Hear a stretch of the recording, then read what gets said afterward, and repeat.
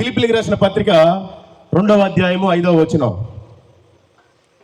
క్రీస్తు యేసునకు కలిగిన ఈ మనస్సు మీరును కలిగి ఉండుడి. క్రీస్తు యేసు ఈ భూమి మీద ఏం చేశాడండి? 33.5 సంవత్సరాలు బ్రతికాడు. ఏ పాపం లేకుండా బ్రతికాడు. ఆయన సేవ ప్రారంభించిన తర్వాత ఎప్పుడు తెల్లారిద్దా, ఎప్పుడు కొండెక్కి ప్రార్థన చేద్దామా, ఎప్పుడు కొంచెం ఎండబడిద్దా, ఎప్పుడు వేరే వాళ్ళకి వెళ్ళి సువార్త ప్రకటిద్దామా, ఎప్పుడు ఎవరైనా రోగులు కనపడతారా వాళ్ళకి స్వస్థత చేద్దామా, ఈ విధంగానే ఆయన పరిచర్య చేశాడు. మరి మీరంతా ఏ విధంగా చేస్తున్నారు? ఎప్పుడు టైం అవుతుందో అప్పుడు వండుకొని తిందామా, ఎప్పుడు టైం అవుతుందో అప్పుడు పడుకొని నిద్రపోదామా? ఇది కాదు. క్రీస్తు యేసుకు కలిగిన మనసు మనం కూడా కలిగి ఉండాలి, లేదంటే చాలా కష్టం. మత్తయి సువార్త 16వ అధ్యాయము 27వ వచనం. మనుష్య కుమారుడు తన తండ్రి మహిమ గలవాడై తన దూతలతో కూడా రాబోచున్నాడు.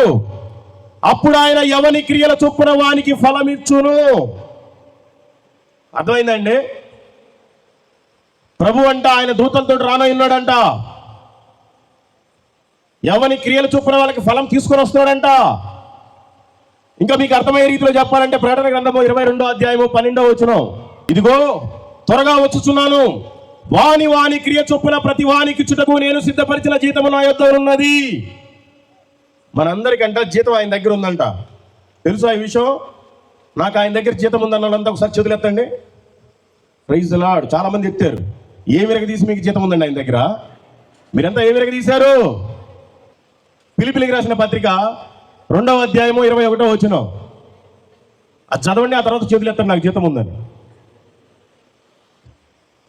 అందరూ తమ సొంత కార్యములనే చూసుకొనుచున్నారు కానీ యేసుక్రీస్తు కార్యములను చూడరు. అవునా కాదండి? దేవుడు నీకు మంచి ఆరోగ్యాన్ని ఇచ్చాడు, నీ పని నువ్వు చూసుకుంటున్నావు. దేవుడు నీకు మంచి ఉద్యోగాన్ని ఇచ్చాడు, నీ పని నువ్వు చూసుకుంటున్నావు. దేవుడు నీకు మంచి వ్యాపారాన్ని ఇచ్చాడు, దాన్నే నువ్వు నడుపుకుంటున్నావు. మరి ప్రభు పని ఎవరు చేయాలి? అందరూ తమ సొంత కార్యములనే చూసుకొనుచున్నారు కానీ యేసుక్రీస్తు కార్యములను ఎవరు చూడరు అని వాక్యం సెలవిస్తుంది. నేను ఇప్పుడు చేయెత్తుతున్నాను, నా జీతం పైన ఉంది, నాకు సమస్తం కోల్పోయిన నేను ఆయన పని కోసం నేను పాటుపడుతున్నాను. మీ జీతం ఎవరిదన్నా ఉందా? ఇప్పుడు చేతులు పైకి ఎత్తండి. Praise God. మరి మిగతా వాళ్ళ పరిస్థితి ఏంటి తెలుసుకోండి.